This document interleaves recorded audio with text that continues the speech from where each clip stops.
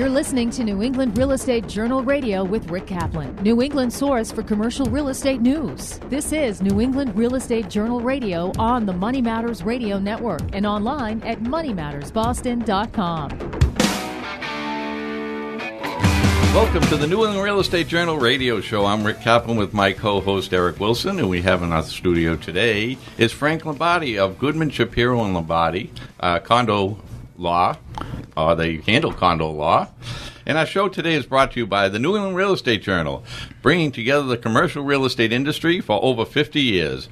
Find us at NEREJ.com. If you'd like to be a guest or sponsor for the show, call 800-654-4993 or email us at radio@nerej.com. Again, that's 800-654-4993 or email radio@nerej.com. And right now, we're going to go over what we did last week, Eric. That's right. You did nothing. Hold on. I took a bunch of days off with the snowstorm. Was there a snowstorm last week? They should have been. Wasn't there? I didn't go into work. I don't know. There's a snowstorm every week. Yeah, last Wednesday I didn't go to work. Did I? I thought we both stayed home last Wednesday. It's so hard to keep track of the days you don't go to work. So would that be an excused absence or unexcused absence? All excused. Everything. He always has an excuse. There's always an excuse coming out why I'm not there. But I also went to the ABC Mass Breakfast. Grapevine Marketing put on Get Your Marketing Plan Together in 2014. She did a fantastic job. Touched upon all the points that I think are essential for any beginner in the social media and email marketing campaigns. So I was really impressed with that today. USGBC Mass's Emerging Professionals Networking event in Boston. I think it's called the Baseball Tavern. I could be mistaken, but you can check that out at usgbcma.org. And that was a great event, too. So I went to the IREM ski. Yeah, I didn't get to ski. I wasn't as lucky as you were. On Friday, and that was unbelievable. First of all, it was at Loon Mountain, which is a beautiful mountain, and the conditions were unbelievable. They were, because we saw you in jeans. I was in jeans, and everyone made fun. I was wearing jeans because it was such a nice day. I wasn't going to put my ski pants on, Well, I'm not one of those kids that follow. We understand your 80s thinking. No one's seen jeans on a ski slope since the 80s. I met some great people. As a matter of fact, I was in the gondola with one of the members of IREM. What's a gondola? You mean a gondola? Gondola. There you go. Yeah, gondola, isn't that the boat? I guess, I think that's how we go. You say tomato, I say tomato. I think the gondola is something That's how we say it in New Hampshire. Isn't there a paddle and you go through like Italy or Venice, one of those rivers, stream systems? Yeah, there's a paddle. Fantastic. So you're I'm in the gondola. I'm in the gondola with an attorney. Okay. And you know who he knows? This is going to end in a joke, right? Did you get bit? Where are you going? No, but he knew of your firm. Really? Yeah. Great. Because of the radio show. I think he's a competitive, though. Okay. I think he handles the same kind of issues. All right. So I'm not going to mention his name. Don't mention it. Well, you could if you want. It's okay. He probably doesn't remember. He doesn't even remember. But he knew of you guys. All he remembers was skiing and swishing in the slopes, all the wind blowing in his hair. And don't forget the paddle. Yeah, exactly. In the paddle, I'm usually up the creek without the paddle. Right? Yeah, but we had a great time up in Loon. We had a lot of fun. And actually, we were supposed to have Hans from Greenscape on last week, and we had the big storm, so we had to reschedule the show. Right. He was up there skiing. Well, that confirms we did have a day off last week. Because we didn't do the radio show. Remember, we used the one from the networking event. Yes, that's right. So Wednesday was the day. Yeah, and everyone could listen to our networking event. That show is being aired now on... Still being talked about today. On iTunes and UR Business Network. That was a great event. That was a great event. And we have another event coming up, March 20th in Newton. Oh, wow. Did I say that okay? Newton? Is that how... Yes, I believe that's how a true Bostonian would say it? How they... Or Newtown. Newton. No, it's Newton. No, don't mention Newtown. Yeah, Newtown is a total different adventure. Yeah, so it's in Newton. Nice. And Mr. Sid's, yeah. And they're going to have almost like a fashion exhibit of all the current stylings or... Is it professional attire or is it... professional and casual. Oh, a little bit of combo. Yeah. So it's a combo meal. I like it. But it's for the professional. Oh, so are we allowed to go? I don't know. Well, they might not allow us in there. Thank God we're hosting because we definitely wouldn't get an invite. But it's going to be a great event. I'm really looking forward to it. I mean, if anyone needs to learn to dress professional, it's definitely me. Yes, that's true. You know, they'll set you up. I know. You can go in there. They'll fit you with a nice suit. They'll give you the right shirt, the right tie. Everything will match. Well, everything will look good. And it'll be free. This is a great combo. How do I get in that deal? I don't think they're giving it for free. Oh, they're not? Okay, different kind of party. It's a great store. If you haven't been into Mr. Sid in Newton, they have a bar upstairs. So while you're shopping, you can sit at the bar. You can have a nice cocktail. And they only sell men's clothes, right? Only men's clothes. I should have known. Gentlemen's clothing store. Gentlemen's clothing store with a bar. Now you really can't go in there, Eric. Yeah, I know. Gentlemen, professional, they're just taking away all my criteria. That's right. But they do have a bar, so, I mean, that does work. That's right. No, you're in a suspect class. I am, definitely. Well, we're going to go to a break, and when we come back, we're going to start our interview with Frank Lombardi of Goodman, Shapiro Lombardi. And our show is brought to you by the New England Real Estate Journal, bringing together the commercial real estate industry for over 50 years. Find us at NEREJ.com. If you'd like to be a guest, a sponsor for the show, call 800-654-4993 or email us at radio@NEREJ.com. Again, that's 800-654-4993 or email radio@NEREJ.com. And we'll be right back on Money Matters Radio Network. The next level in commercial real estate. This is New England Real Estate Radio on the Money Matters Radio Network and online at moneymattersboston.com. Rick Kaplan on the Money Matters Radio Network and online at moneymattersboston.com.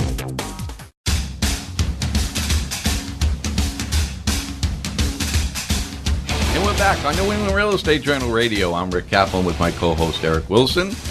And our interview of the day is brought to you by Goodman, Shapiro Lombardi, attorneys who have been exclusively engaged in the practice of condominium law for over 30 years.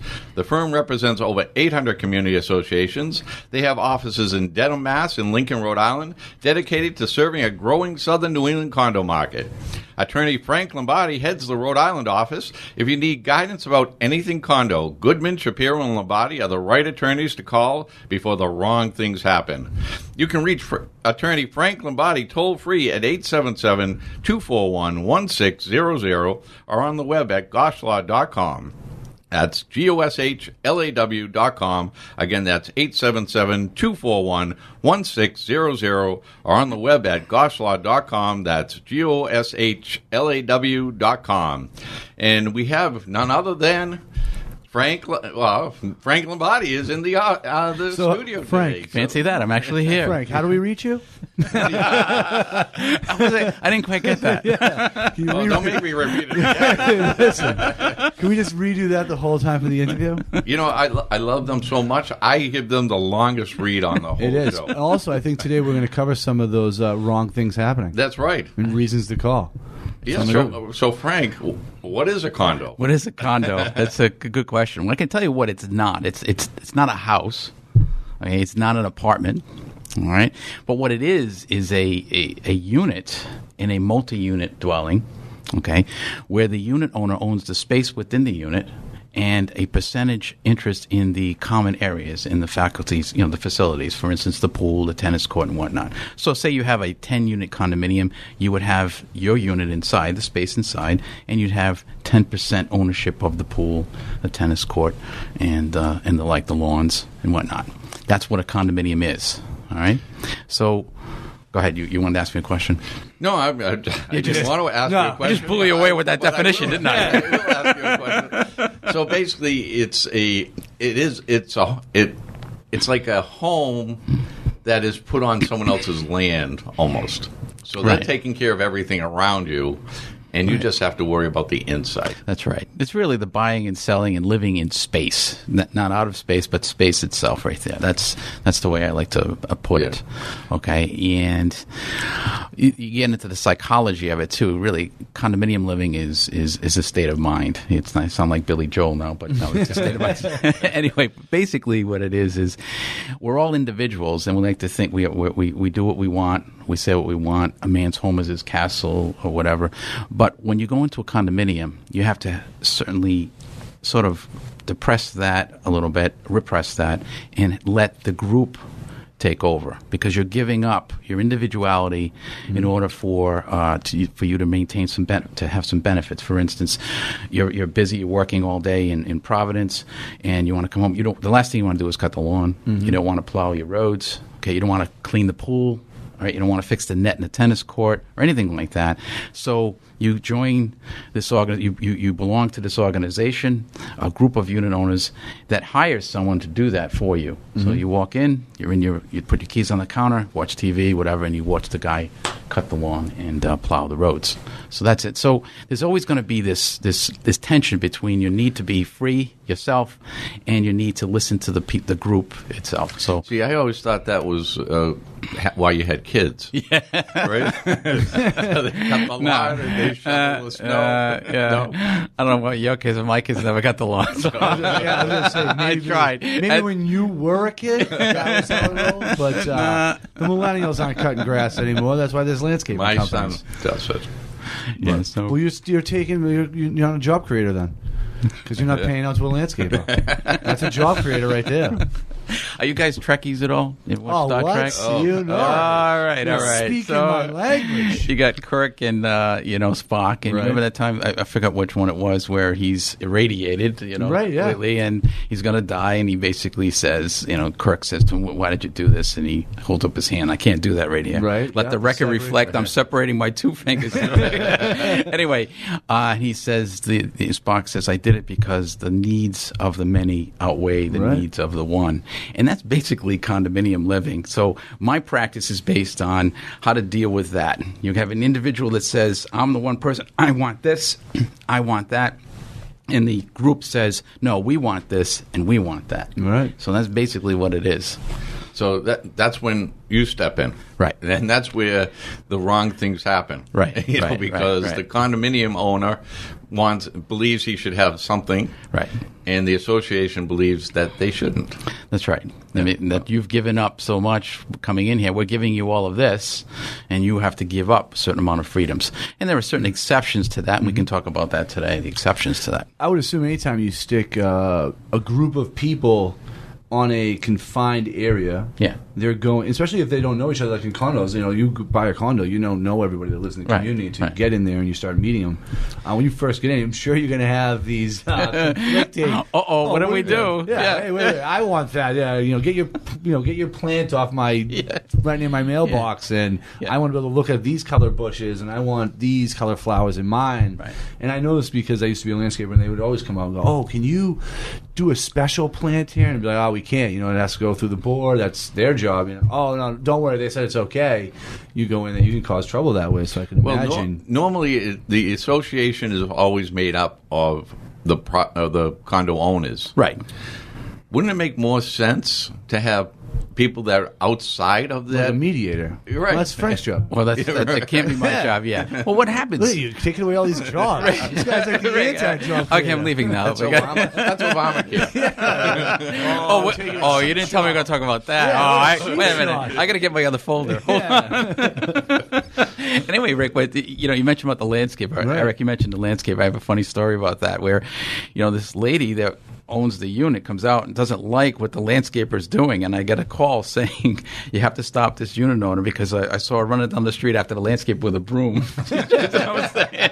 You didn't plant those pansies the right way. I know. Honest to God, true story. I'm sure there's 1,000 stories. Well, you think they do like seasonal plantings. Sure. And it's all about colors, and they want to match so it looks uniformed all across the condos. Right. And there's always that one person who's like, I don't like pink, I want white.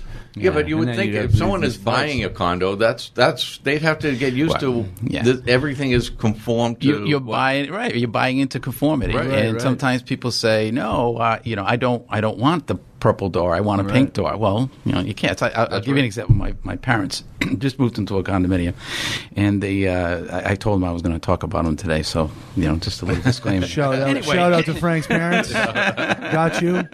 Check. And now they're down in the mother of all condominiums, Florida. So yeah. So Condo country. So anyway, my father calls me after he buys the condominium, and he says, "You have to come. We got to go to Home Depot. We're going to buy.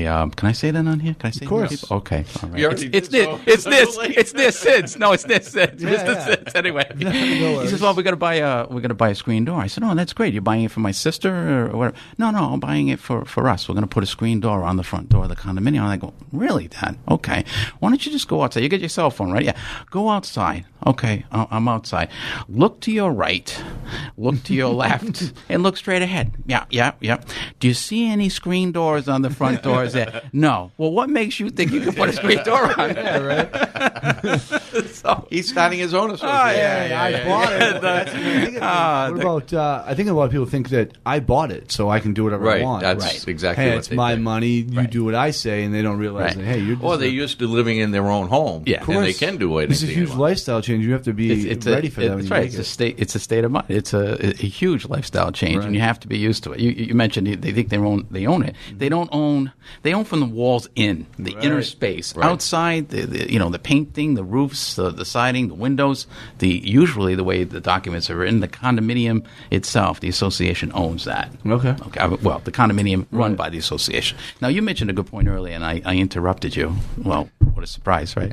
But that would have been. And we thanked you for that. Why are you going back to it? Kill some breeze. Anyway, I That was probably interrupted. so long, I don't even remember what I said. You said you should have a professional when you Right. try to take my job away. yeah. Mediator. Well, what happens is the association delegates, or the unit owners, through the association, delegate responsibility for running it to an executive board. And the board of 4 or 5 people, 5 usually people, will run it. And those people can hire a property manager. Those are your professionals that will take care of it. And they come in with an objective mind. Okay?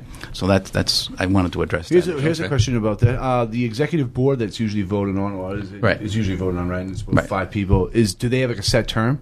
Yes, usually Like 1 year? Whatever the documents say, usually 1 year, or you can stagger the term. So one person's on for a year, and then it's not a wholesale change every year. So there's we try some to kind of stagger it. continuity. Yeah, Right, 1 right. year, 2 year, 3 year. whatnot. Yeah. You know what? We're talking about a lot of different things. Right. There's so many different policies when you get into a condo, Right. and people should probably know these policies before they buy into Sure. it. Absolutely. And the first Research thing, before buying? That's not the American way, bro. You listen to your broker? Do you? right. Do you really? Yeah, you didn't take Econ 101 in our universities. Because the main thing that happens is the dollars. Right, right. What's it going to cost me? How much am I paying every month? How much am I going to give you a check for when I purchase?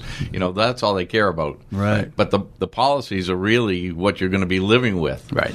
And one of the things we probably should get into is talking about the pets. Oh, sure. That's probably a Number big one, issue. I would assume. It happens all the time, Rick. A broker will sell, and I'm a broker too. I play one on Saturdays, but that's okay. Anyway, A weekend warrior? Nice. no. What happens is the broker in the desire to sell the unit itself may sometimes not read the rules and not know that this is a no pet condominium, and will sell the unit to the unit owner who comes in with their 2 or 3 dogs. All of a sudden, the president knocks on the door the next day, Right. says, "Hey, those dogs have to go. I hope they're just visiting." Well, what do you mean? My broker said it was fine. Well, the broker's not the condo. Right. Okay, the broker's trying to sell you the unit. All right, so you have to read your rules and make sure. Now, when you buy into your condominium, you buy subject to whatever's on record, and if those rules are on record, that's it. The pets are prohibited. Right. Okay? Before you move further, the broker of the condo, is that selected by the condo association? Is there an exclusive broker for all the condos by the association, that's a or is good- it independent? That's a good question, Eric. Sometimes when you're first building them, the developer will hire a broker. Okay. And that gets pretty complicated when that broker says you can have a dog. Right. Because then the people are going to say, well, the developer said I could have it, so I'm going to have it. And that creates nightmares. You see these gray hairs on my right? Let the record reflect there are gray hairs on my left and right temple. But anyway. And you're only 28. I like this guy. I do. I like him. Anyway, yeah, that can be a problem. But usually the brokers are outside strangers to the complex, and so I teach brokers at the Rhode Island Realtors and the Greater Border of Providence Realtors, because that's the first face. That's when they first see the condominium. If I educate them and disseminate the information, they won't sell the unit as a pet complex. Right. They'll sell it as an open. It saves a lot of time. It saves a lot of aggravation, because I love dogs too, but if they don't belong there, they don't belong there. Right. Especially since you got to pick up after them. Right, and if in the lawn. And nothing worse than you buying a condo, moving in, and then finding out, oh, I can't have my dogs that they're like my kids. But you're going to break down in tears. Right now. Here's a question It goes off on the market about right away. pets as well. Sure. I know that obviously two things. This is a two-part question. I'm going to get real deep here. One, do you, because since you own the space inside, Yes. and if it is a pet-friendly place and you're about to move, do you have to replace all the carpets due to dander for animals in case the person who moves in isn't allergic, or and also if you have a cat which tends to mark its territory, especially if it's an indoor cat, and you can smell all that. Do you have to clean out the inside before you sell it, or is that part of covered? No, the condominium wouldn't own the rug itself. Right. So you have to replace. So that's up to you. If I'm buying it and I'm allergic to cats, and the condo's worth $200,000, it's going to be $198,000, $2,000 for the carpet. It's going to be some sort of set. And they repainted and stuff like that. Right. Okay. And it's a good question to put. So going on to the maybe a second part of the question, but 1A portion of the question: if the dog or the cat does something bad to the common areas itself, destroys the grass, or destroys the deck, happens, then the unit owner can be required to pay for that as well. I mean, that happens a lot, especially in the winter when people put their dogs out on the deck. You know what happens, right? Well, not only that, plus the nitrogen base where they if they don't clean it up, it leaves spots, it burns the grass out, and it's probably to replace that.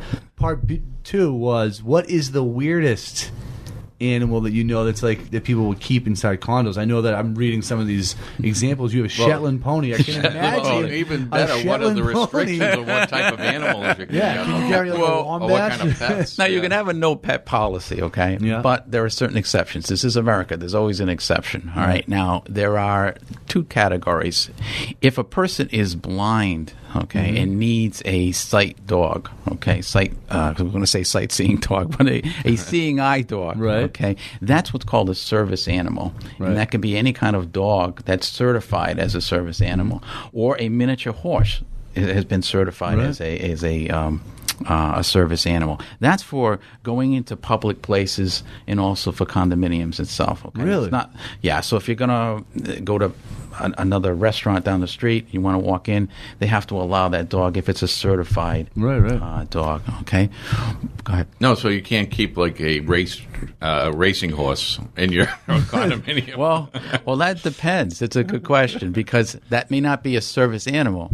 Okay, but if the unit owner has certain psychological problems, certain mental and emotional dependencies that he needs a horse, so to speak, to help him through his emotional problems, okay? And a doctor stipulates in a note or can testify that is, in fact, a need for him, then that can be an exception to the no pet policy. Right. I can imagine that with a lot of PTSD, soldiers come back. Absolutely. Because a lot of them get dogs in order to get themselves back out of that trauma. Well, I call that a loophole. Yeah. Because well, it's not a loophole. You got to think you think about handicapped as well, have service dogs. Yeah, but you know what? People can always come up with some kind of disability that they need this particular animal. Right. Well, you say come up with, and it happens. I've never heard of that. People gaming. You're really accusing people of gaming the system? Really? I never thought that happened. No, it does. It I'm sure it does. It happens all the time. And I just had one yesterday. Someone called and said that a woman has a daughter that moved in, and the daughter has the dog, and the property manager says you can't have a dog. And she says, "Oh, it's a service animal." Well, what do you mean it's a service animal? It's a toy poodle. What kind of service does this dog do for the unit owner? And she couldn't answer it. So she said, "I'll show you the papers." And she had gone online and gotten this phony certificate saying it's a service animal. Obviously, it wasn't. So we went back and said, "You need to prove that this is a service animal." animal. If you can't do that, then the dog is out. So you mean you can't say, like, I have a seeing eye python? That's a good one, though. All right. Solid service animal. Might be a little slow to get you where you need to go. Can it sniff gas and things like that? Maybe you can use it for that. Yeah, Right. I guess. Yeah, but I that's mean, right. I would assume that most service animals are first of all required to be a specific breeds. Right. You know, I mean, I'm sure anything toy in the front of the name is It's not not gonna service. work. Or anything too small. Right. Where you would outwalk it. It has to be able to be in front of you. So I would assume that. But Eric, if that unit owner had said, "I need this to calm me down because I had emotional stress, post-concussive syndrome or whatever, and I want this to be this is going to be my emotional support animal," in Dr. Vinnie Boom Bots, there's a lot of Dr. Vinnie Boom Bots in Rhode Island. Dr. Vinnie Boom Bots would say, "This is an animal that is needed for the emotional support and well-being of my patient." Right. Okay, and he signs it, the doctor, and all that. And you have to, if you look at that and you present that to the board in most cases can grant an exception to the no pet policy. But you have to watch out for them gaming the system. Yeah. That happens all I'm the time. sure. Yeah. Well, we're going to go to a break, but I want to take a deep breath, and I want to go over our sponsor of this segment is Goodman, Shapiro, and Lombardi, attorneys who have been exclusively engaged in the practice of condominium law for over 30 years. The firm represents over 800 community associations. They have offices in Dedham, Mass. and Lincoln, Rhode Island, dedicated to a serving growing southern New England condo market. Attorney Frank Lombardi heads the Rhode Island office. If you need guidance about anything condo, Goodman, Shapiro, and Lombardi are the right attorneys to call before the wrong things happen, and we know the wrong things can happen.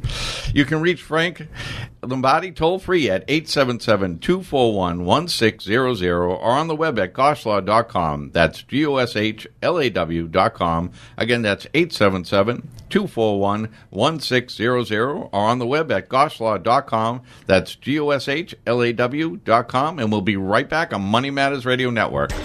Rick Kaplan and Eric Wilson, right here on the Money Matters Radio Network and online at moneymattersboston.com.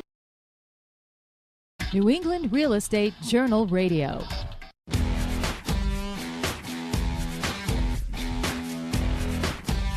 Welcome back to the New England Real Estate Journal radio show. I'm Rick Kaplan with my co-host Eric Wilson, and we're talking with Frank Lombardi of Goodman, Shapiro, and Lombardi, attorneys on condo law.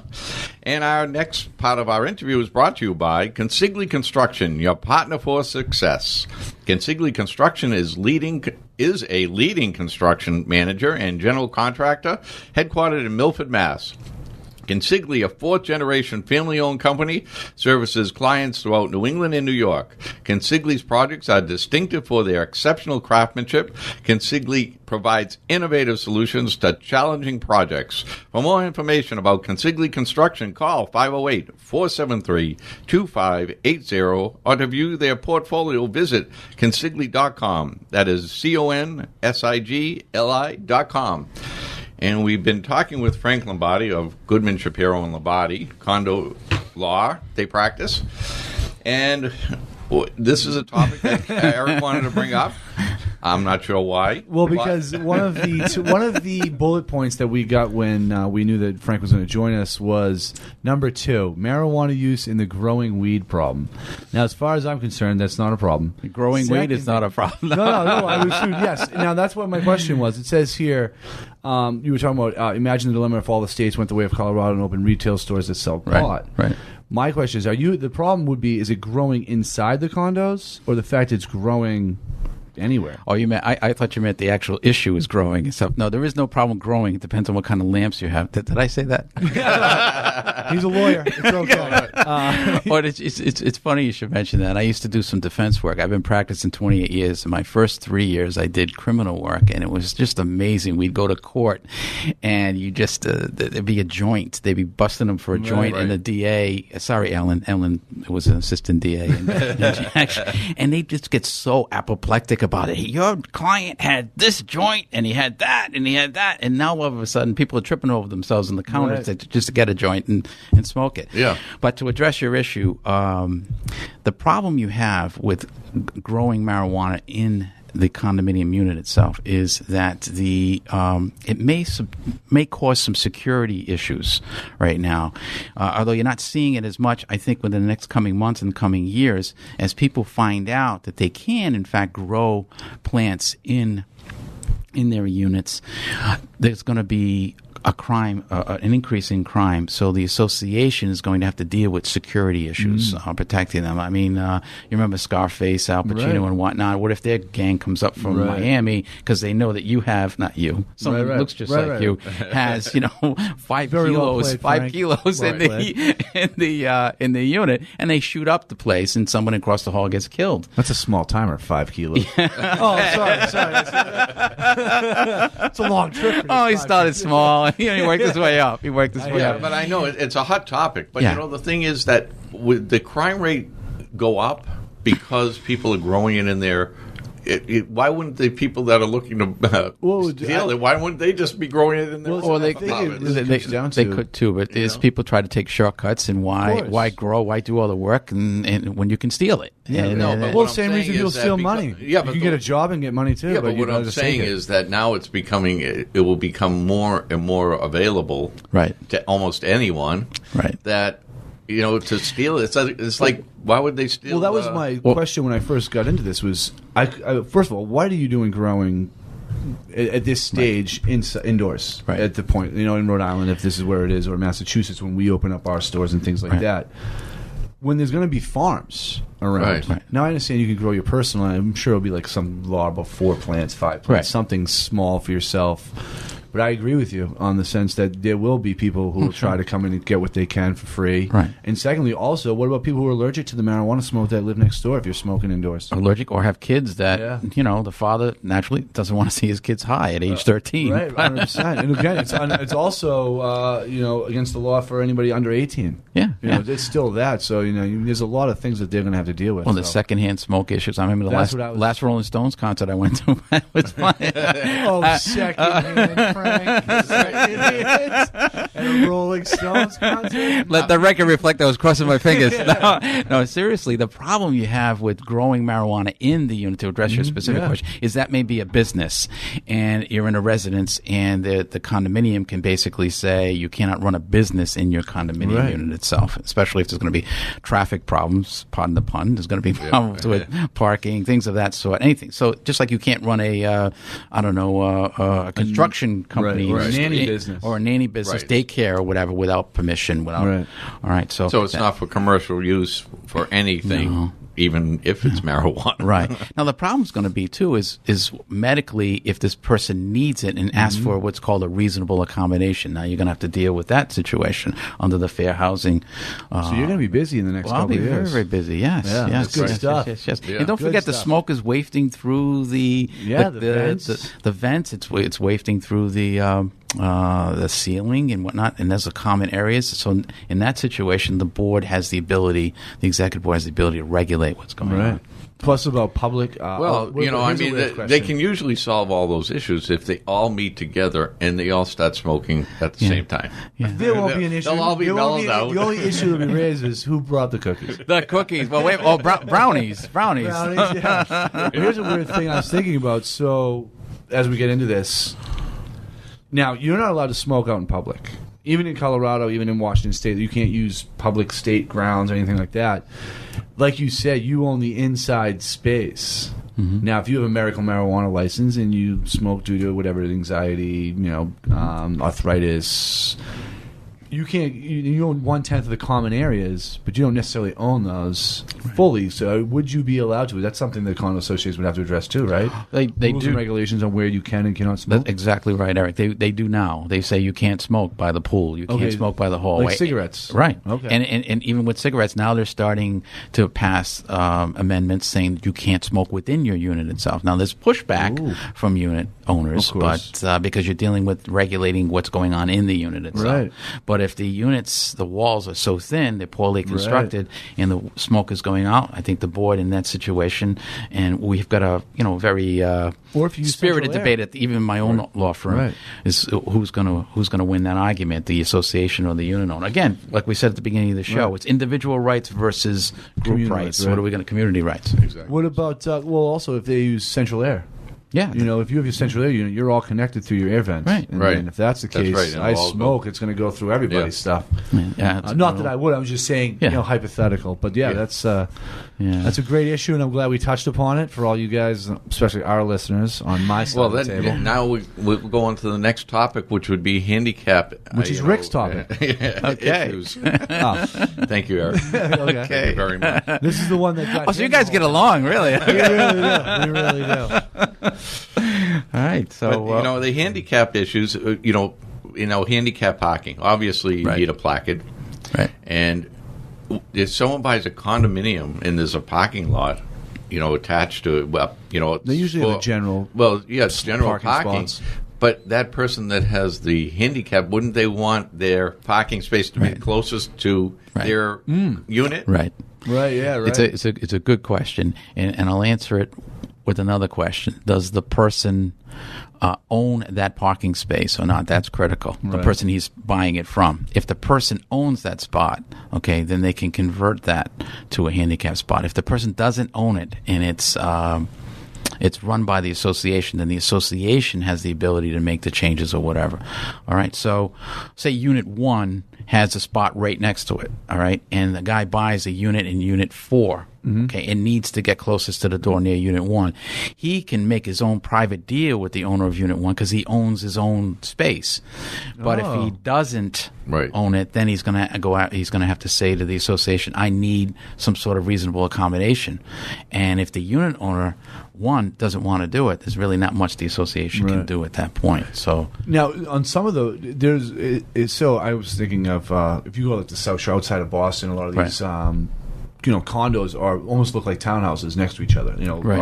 Horizontally, not vertically, like you would see in the city, right? Where they'd have parking lots or under parking structures underneath. Do these parking structures automatically have one or two designated slots for handicap in case of visitors and things like that? Yeah, they would. The modern buildings now would have the designated spots. The problem's going to be if you or I, God forbid, had a level 5 stroke or something like that, and we became otherwise healthy, we became in need of that. We'd go to the board and say, "I need to be closer to the unit," and then you would examine the deeds to the condominium. Is that spot part of that particular unit, or is it general common area where the board can reassign the spots and take it away from an otherwise healthy person to someone who's otherwise disabled? I have a question. It's a good thing you're the host. You should. I know. Fancy that. Come on. I sometimes come up with Who would believe you had a list of them in front of them? What if someone has a junk box? Okay. And is it a car? Yeah. Yeah. A junker or whatever you want to call it. Clunker, a junker, yeah. A junky old car. Yeah. Nice. How's that? Okay. And they're in the parking lot. Right. This is a beautiful condominium complex, and there's this piece of... Fred Sanford comes in with a guy. Right. Yes, it's sitting in the lot there, and they probably don't go out that often because they don't need a car that much. So it sits there most of the time, and the people in the association probably are not going to be happy with that. Right. And all the people that live in the area, I'm sure. Mm-hmm. Right. Well, the association can enact rules, believe it or not, that will specify that your car must be well maintained. It can't have any. You can go so far as to say it can't have any rust on it. Those rules have to be reasonable because even your truck that you're plowing today, next month may start to show rust. Right. But a dilapidated car, 1970 Chevelle or something like that is just about ready to go. It's on its last legs. That would be considered perhaps a nuisance under the rules, the bylaw rules. Right. Okay, because you would have bylaws and the rules that would prohibit anyone from unreasonably and materially interfering with others' use and enjoyment of the property. Now, if everybody in the condo owns, 2014 Vets and Jaguars and whatnot, and you've got this 1970 Chevelle, obviously there's a miscommunication here. Right. And we need to talk to... I would look around... If I owned a Chevelle and I was living in the same place with all these Vets and Jaguars, where I'd be looking at those guys like, wasting money on your car. That's true. That's true. I'm a little bit more frugal. But I would say this. Here's my two questions on what we were just talking about. One was the junker. I was about to call it a. Well, see, the difference between us and Frank is he said a dilapidated vehicle. We say junkers. Well, I was about to call it a POS. Well, yeah, Is that allowed? Sorry. Say, yeah, I was going to say the same thing. Where's your sensor? The old S box. No, so I would say that if you had that, another thing, could you just be like, hey, listen, your car's a junker. Could you get a car cover? Just put it over it. You do that. Then we don't have to look at it if it's going to sit there because you're not driving it. You have to be reasonable. Right. The board has to be reasonable and act in good faith too. I mean, my one question though is for wheelchair accessibility. Right. Now I know that you, like we were talking about earlier, all the fronts of your buildings, especially if you're a vertical condo association, have to be formed. What do they call it? Regulated, so it all looks conformed. Conformed. Yeah, it's the same thing. But if you have one in the middle that's needs to be handicapped accessible, what's the rules about? Hey, I need to add ramps to this or a ramp for my back deck. In your hypothetical, are the stairs? Do they belong to the association? Is it common area, right. limited common area? If it is, and the unit owner makes a demand for a reasonable accommodation, then the board must allow the ramp to go in, even though it detracts from the beauty of the. But what I was saying was, sometimes if you're say your condos are vertical, they may have porches off their back. Right. They may be 2-story condos. Right. And you may need to get to the second deck of your thing. Right. Is there a way to? Hey, I want a ramp put in. Right. You have stairs for everybody else. I need a ramp because I'm on a wheelchair. Right. Is that something that? Absolutely. Yeah. Absolutely, you can do that. A real funny story. I have a condo in Florida, and they're run by the condo Nazis down there, just right out of Jerry Seinfeld's story. There, perfect. No condo for you. And I went to a meeting, and I said, my tenants are on the second floor. My tenant has an 80-year-old mother, and she needs to get up to the second floor, and she needs one of those, the chair ramps, chair rails. Oh, no, you can't have that. You can't do this. You can't do that. And I said, I'm just going to give you 3 letters in capitals, FHA, which is a Fair Housing Amendment, okay, Fair Housing Act. And they're like, well, what's that? And I said, I'll see you later. If I have to explain it to you, we're going to have a real problem, man. Suffice it to say, it's going in, okay? Right. And that's it. So, well, Florida, they don't have rules. They don't have rules. Yeah. Well, we'll get into that. That's the next segment. It is a little crazy. Well, actually, there's a couple of important issues, and there's so much we could talk about. I mean, we're not even going to be able to get close to touching all of them. But one thing, because we're going to go to a break, but there's so many fees that are attached, Sure. and what do these fees mean? So I want to talk about that when we come back from our break. Got it. But our interview is being brought to you today by Consigli Construction, your partner for success. Consigli Construction is a leading construction manager and general contractor headquartered in Milford, Mass. Consigli, a 4th-generation family-owned company, services clients throughout New England and New York. Consigli's projects are distinctive for their exceptional craftsmanship. Consigli provides innovative solutions to challenging projects. For more information about Consigli Construction, call 508-473-2580, or to view their portfolio, visit consigli.com. That is CONSIGLI.com, and we'll be right back on Money Matters Radio Network. Rick Kaplan is right here on the Money Matters Radio Network. New England's commercial real estate scene is covered right here on the Money Matters Radio Network with Rick Kaplan. And we're back on New England Real Estate Journal Radio. I'm Rick Kaplan with my co-host Eric Wilson, and we're talking with Frank Lombardi of Goodman, Shapiro Lombardi, condominium law. And it's a very interesting topic, and we're going to continue with our interview, but our continuation is going to be brought to you by AHP Architects, is a commercial architectural design firm located in the Metro Boston area. Their team of highly talented architects and designers guide projects ranging from small tenant improvements to the largest highly technical bioscience facilities. Creative and sustainable projects have recently been completed throughout New England, Indiana, Florida, and Mexico. I'm branching them out.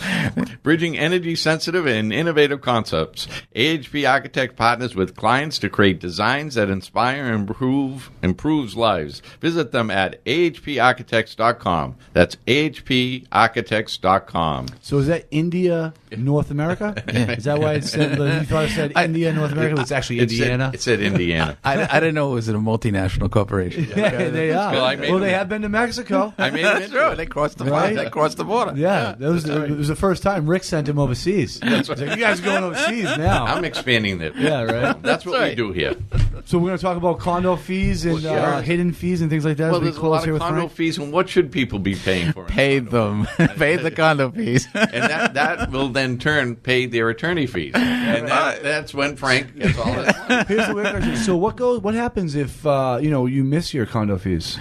Well, it's important to realize that people have this us versus them. That the unit owner says, "Well, they're charging me this, they're charging me that." Like there's a separation there. Right. The condo fees are used to take care of the pool, the snow plowing, the roof repairs and things like that. If you don't pay them, these people are not going to come. Right. All right. So if you don't build it, well, if they build it, they will come. But if you don't pay for it, they're not going to come.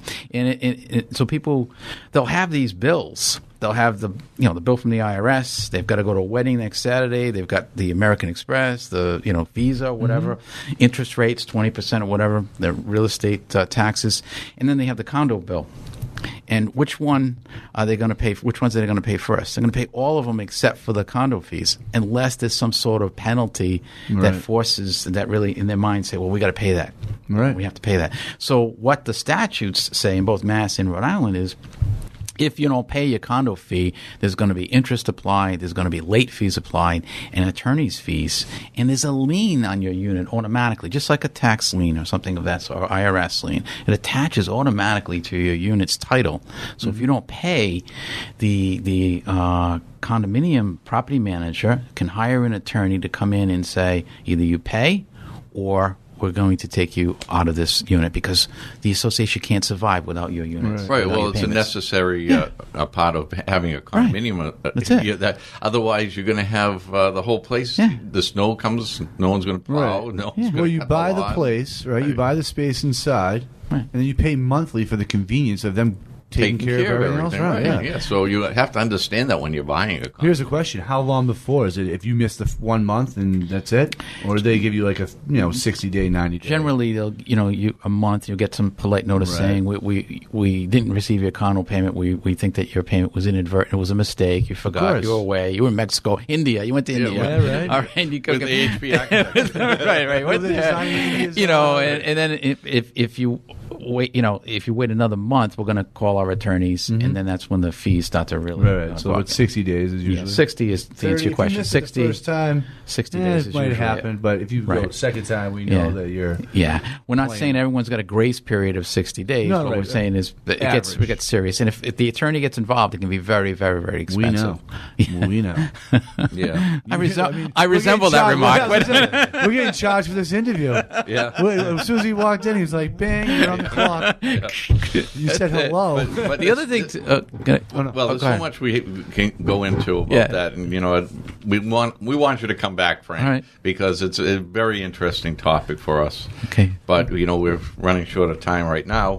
When we start doing the 3-hour show, you'll give me a call. All right. Yeah. Call my agent, will you, please? Scott Boris. Okay. Dan, you his agent now? That's right. But we want to thank you for coming in, Frank. Thanks for having me. Appreciate it. I enjoyed it. We'll have you on again. A lot of good insight. Yeah. Well, you guys are a great team. Enjoy it. It's very natural. It's a lot of fun. That's because we practice all day. Yeah. We literally I saw something that said, "Laugh now." Okay. And our interview today has been brought to you by AHP Architects. Is a commercial architectural design firm located in Metro Boston area. The team of highly talented architects and designers guide projects ranging from small tenant improvements to the largest highly technical bioscience facilities. Creative and sustainable projects have recently been completed throughout New England, Indiana, Florida, and Mexico. Bringing energy-sensitive and innovative concepts, AHP Architects partners with clients to create designs that inspire and improve lives. Visit them at ahparchitects.com. That's ahparchitects.com. And we'll be right back on Money Matters Radio Network. It's New England Real Estate Journal Radio on the Money Matters Radio Network and online at moneymattersboston.com.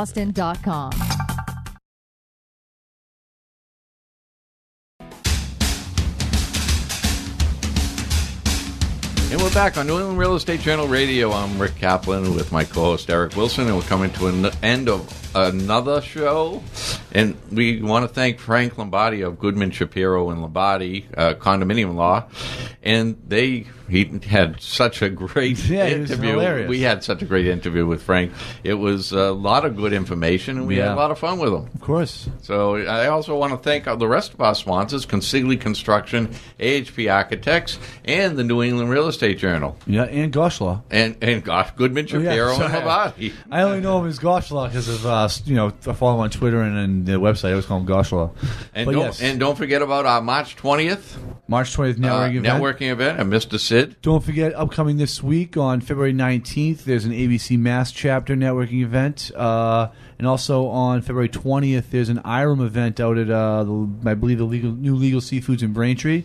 So if you get a chance to get out to those. And in April, they're just sending out invitations, or you can sign up now for the HELP conference, hospitality conference, which is in April. Put on by O'Connell Hospitality, right? That's right. Nice. So if you sign up now before February 28th, I think it is, you get a discounted rate. And the radio show will be there. Like we were last year. And we'll be doing the show there. Yeah, so we'll be doing a show, interviews. So if you do sign up, you may also get to meet your favorite host, Rick Kaplan. Yeah, and your favorite co-host, Eric Wilson. Oh, I thought you were going to say your favorite co-host. What's Conan O'Brien's guy's name? I don't know. You should have used that. That would have been a great joke if you used it. Well, I was going to say, and you can meet Ed Sullivan, the co-host, Rick Kaplan. Rick Wilson. Yeah, Rick Wilson and Eric Kaplan over there. Nice job. But we'll see everybody next week, and hopefully we'll see you guys. And the show is brought to you by the New England Real Estate Journal, bringing together the commercial real estate industry for over 50 years. Find us at NEREJ.com. If you'd like to be a guest or sponsor for the show, call 800-654-4993 or email us at radio@nerej.com. Again, that's 800-654-4993 or email radio@nerej.com. And I think this deal is done.